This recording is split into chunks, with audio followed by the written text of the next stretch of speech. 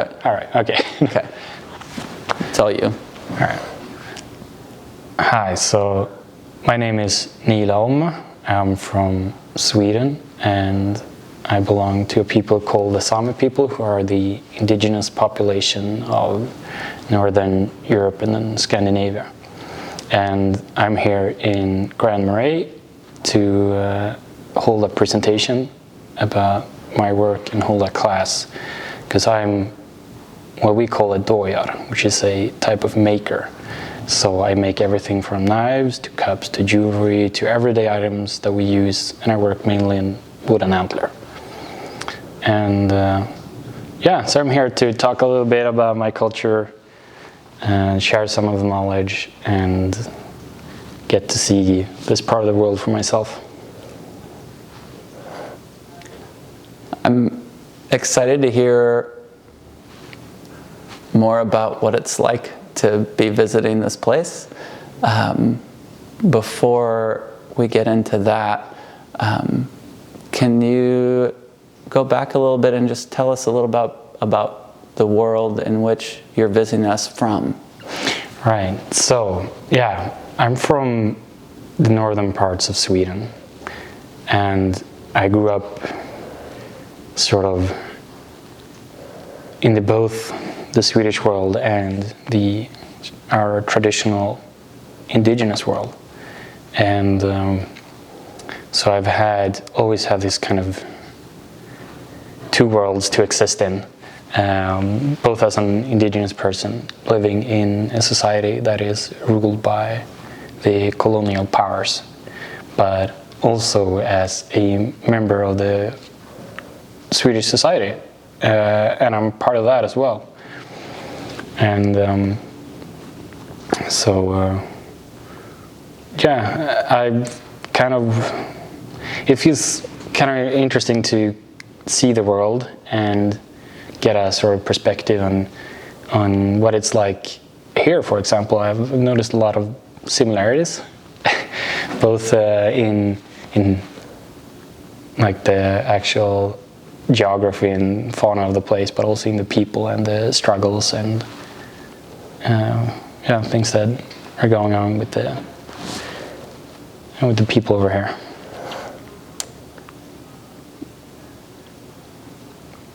I want to come back to more about your life away from this place, but since you brought it up, what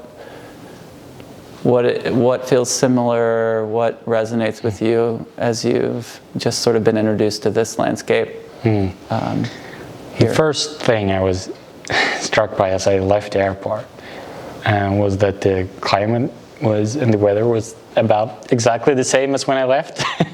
There was really the same weather and same temperature when I left Sweden as when I arrived here. And then as I got to explore around and outside of Minneapolis and driving up here, the nature is very similar. The trees, we have the same type of trees, the same way to sort of cultivate the land, and yeah, everything is sort of very similar and a little bit off at the same time, but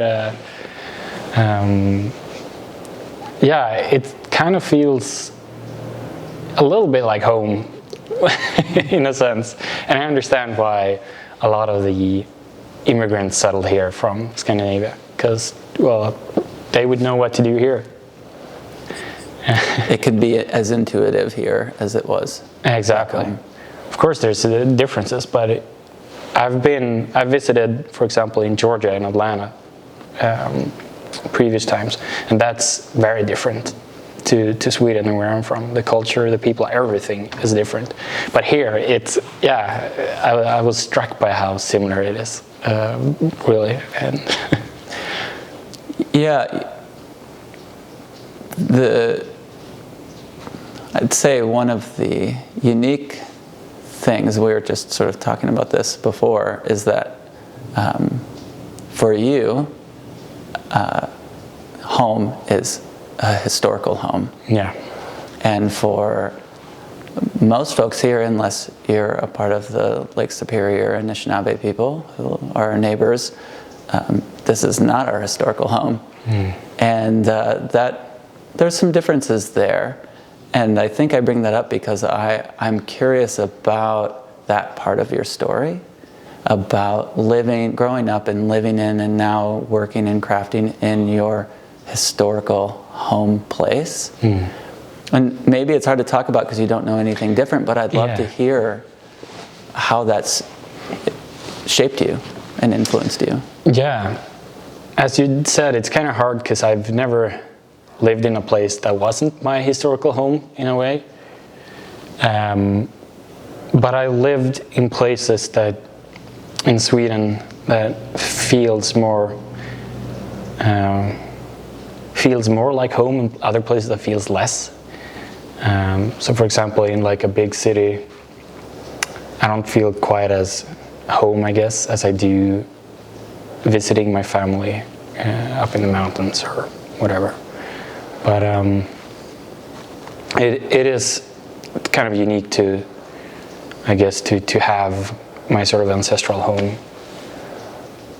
to live on there and visit and go, and I can still go and find relatives and talk to. I find new relatives every year when I go visit.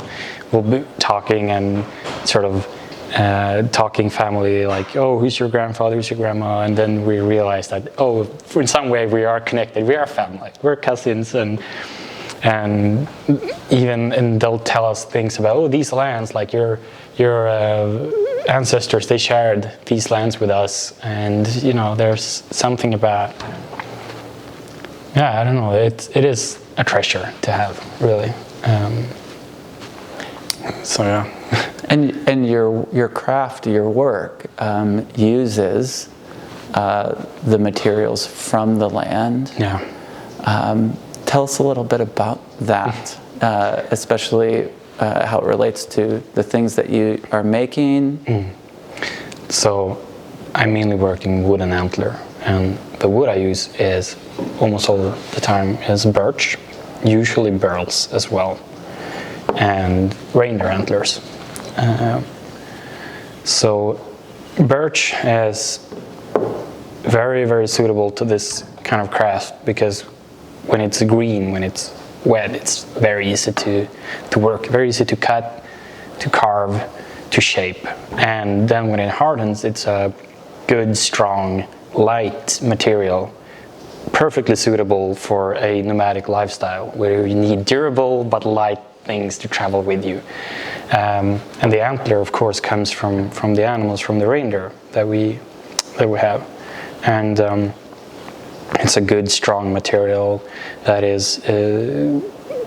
works really well in the climate. Even it can withstand changes from the extreme cold and warm temperatures, and it's also a really beautiful material. And it's part of a livelihood and part of using everything of the land. So if you kill a reindeer, you would use every part, the antlers, you would use the meat, the pelt, the sinews you would make thread out of, everything, nothing goes to waste. And this is sort of part of it. Like you use all the things that are around you in a sort of respectful manner. And you don't need fancy new materials. Like, this works, it has always worked, and it still does. And that's kind of, it's a big part of it.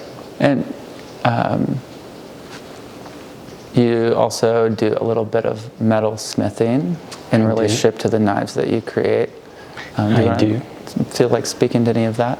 Yeah, I do make some blades sometimes.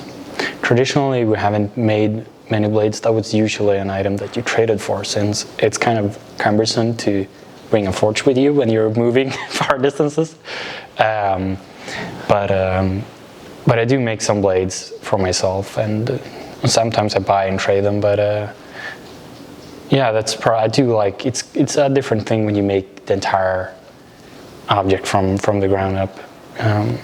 I also work with silver sometimes to do some silversmithing, and of course I work a lot with leather as well, both for their sheaths and other leather goods like belts, for example. And so I work with a lot of sort of materials that are kind of related to each other, or the work you do with them are kind of related. So as I was saying earlier, that like if you can shape wood into one shape, you can probably shape it into another shape. So you could probably make another item. Maybe you'll need some guidance, some help from someone. But in Sámi culture, being a duodji, being a maker, is such a broad term. So you're not like a knife maker. You're not like a bowl maker. Like, you make everything, because you make the things that we need in your life to work with, everyday life, like the things you drink coffee from, the things you eat from, the tools that you use. It's such a broad term. So if you are a duodji, you have a very broad like spectrum of things that you make, and so you have to kind of draw knowledge from a big collective to learn all of this. And of course, some people are better at some things than others, and you know, it's a lot of like trading information and learning from each other. It's really beautiful, the way that you sort of have this framework for your identity as a maker in the context of your culture and community. Yeah. You know, it's in language and in process. And I'm so curious how you found your way into that. Well, as a child, I didn't really enjoy any sort of crafts at all, curiously enough. But as I got older and I was helping my family, and especially my grandparents, with reindeer herding, and one evening I had basically nothing to do, and my grandpa, he was like, all right, we'll get you something to do, and he took me out in the workshop and he taught me like some things, started making a knife and carving, and that sort of just stuck with me immediately. I was so hooked. It was kind of like, you know, finding that thing that's been missing but you've never known what it was, and it just clicked. And since then, I've devoted basically my entire life to this. Even if I work full-time at a different job, even my colleagues there, they're like, oh, well, this is your extra thing, like your craft, that's the main thing, which it is. It's really what I've sort of based my entire life around. And having an opportunity like this to come and sort of share that with people, I'm beyond grateful and stoked to be here. It's a real honor to have you, and to get to have this sort of special conversation. It's obvious how passionate you are about it, which is, you know, I think we all desire to be working in a realm of passion. Yeah. And I think it's, you know, this curiosity that is coming back up for me around sort of identity, right? Because you have this cultural, historical identity that obviously is a huge influence to you. Yeah. And you're also a modern person. Yeah. In this world. Yeah. I live in a house, I drive a car. Yeah. What's you know, some of the literature that talks about, you know, your experience in the world references this sort of duality, and I'm just wondering, I want to just give you an opportunity to share about that and how you experience that. The funny thing, I've thought about this a lot, and I always thought it was kind of a dilemma, like, oh, I'm like have one foot in the traditional world, one foot in the modern world, and how do I balance that? But then I realized that it's always been like that, or well, the culture has always evolved. It has always evolved with meeting cultures surrounding it, trading. Things have changed. Just because our culture is very old doesn't mean it's looked exactly the same. Like every person in the past, or not just my culture, but every culture with every generation has evolved. And I don't think I have my foot in two worlds anymore. I just have a foot in the world that's right now. I have adapted to the modern life the way that my ancestors adapted to what was modern life at that point. Yeah. So I don't know, I think it's a natural part of it. That's really empowering to live in a reality that allows for the duality or seeming duality.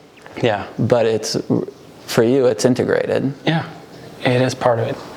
And I don't know, a lot of people who are maybe have more than one culture in them, if parents from different cultures, which I do. My father is Swedish and my mom is a Sámi, and a lot of people will say that they're half, or they're, you know, part of this and part of that, or percentage. They will talk blood and percentages, which I don't do that anymore.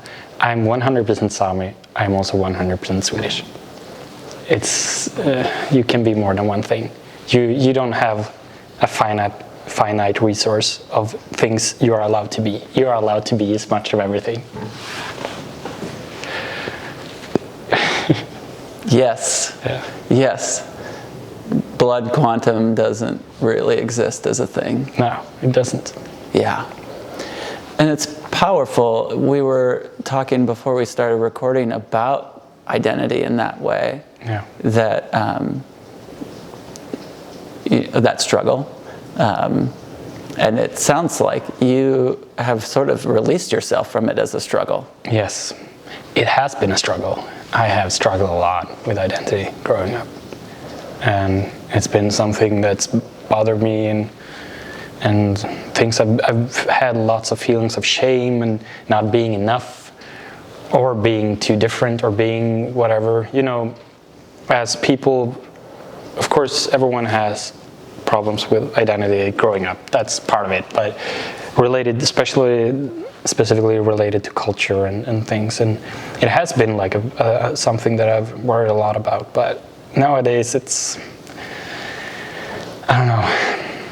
One thing that I've learned as well is a lot of people, they compare themselves to like an idea, something like how this group is, or how this group views you. But every group is made up of individuals, you know, shockingly. But that also means that you as an individual are part of it, no matter what you do and what you say, and you're a part of shaping the view and how it is, and what happens within the culture or within the view as things that you do. For example, me as a maker, the things that I make aren't exact copies of things that has been made. It is based on it. The knowledge comes from a long line of makers, and it has ultimately now fallen to me. But just as I have my own thoughts and ideas of how I want to change maybe small things, or how I want my craft to be, the people in the past have had the same. They have never been bound by it. So just accept that this whole greater sort of comparing yourself to like a group or something, like being an individual in a group, even if you think you stick out, you're still part of the group. Like you are helping to shape that group. Or yeah, I almost hear it as, you didn't use this exact word, but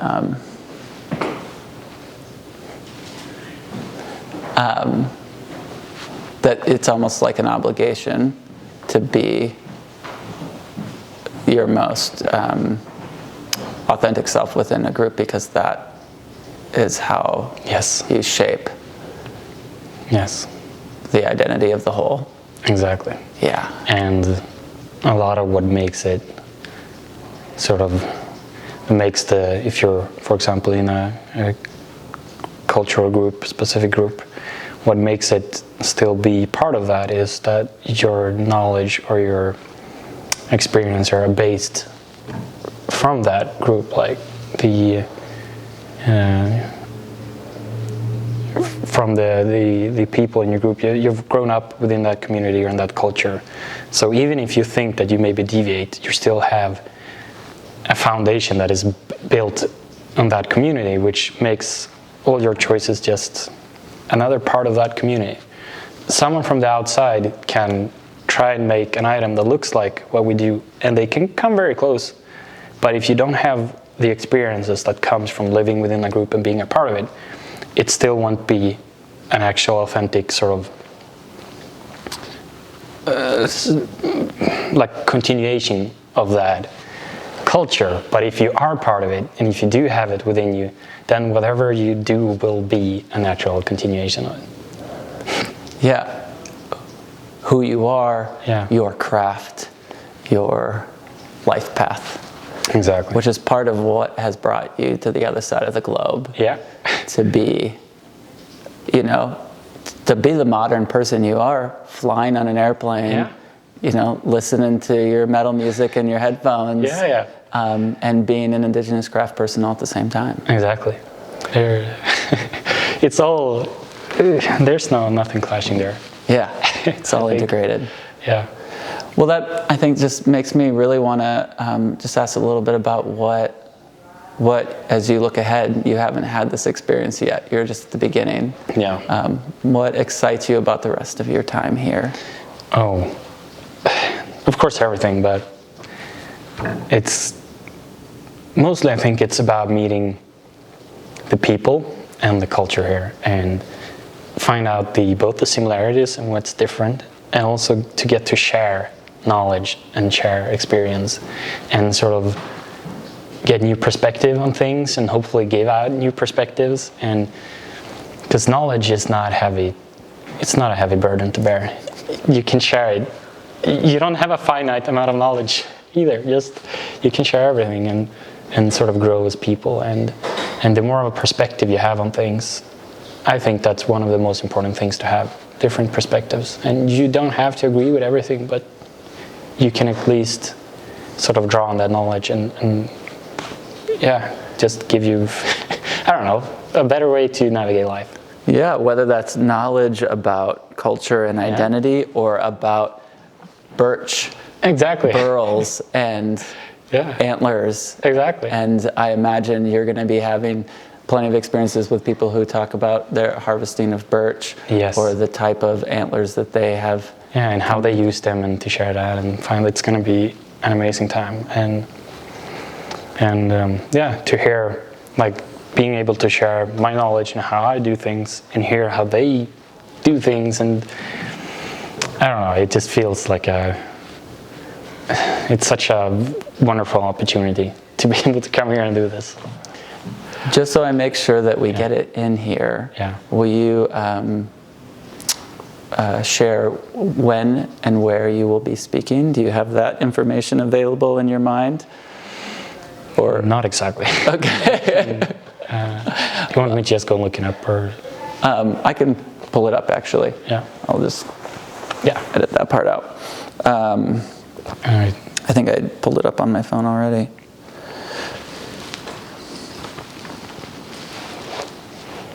So I know it's here in this building, red building, Saturday at, I don't remember the time. I don't know if it was like 6 or 7 or 8.